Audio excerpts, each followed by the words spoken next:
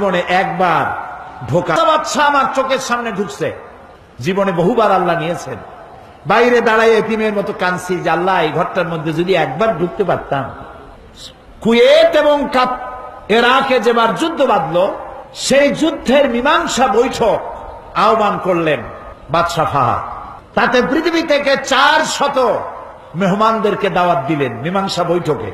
কেমনে কেমনে আমার মতো একটা ভাঙ্গা ছেঁড়া মানুষও দাওয়াত পাইল।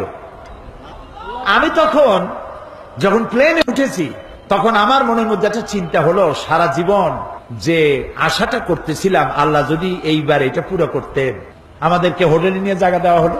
এশার নামাজের পর একটা ব্রিফ কেস দিল সমস্ত মেহমানদেরকে। ব্রিফ কেসের ভিতরে কাবা শরীফের গেলাপ পাইলাম, আতর পাইলাম, জায়নামাজ পাইলাম, আর পেলাম অনুষ্ঠান সূচি।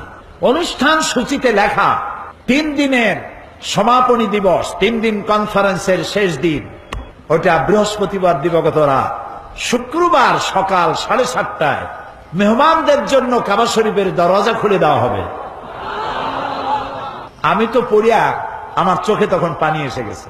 বৃহস্পতিবার রাত্রে সকালের অপেক্ষা আর করিনি, গোসল করে নতুন কাপড় চোপড়, ভেতরে তওয়াফ করতেছিল তারা বেরিয়ে গেল। মাতাফের কিছু জায়গা তারা আটকে ফেললো, বাইরের থেকে তওয়াফ হবে। কাবা শরীফের 5টা খালি। প্লেনে ওঠার মতো বিরাট সিঁড়ি এসে হাজির হয়ে গেল।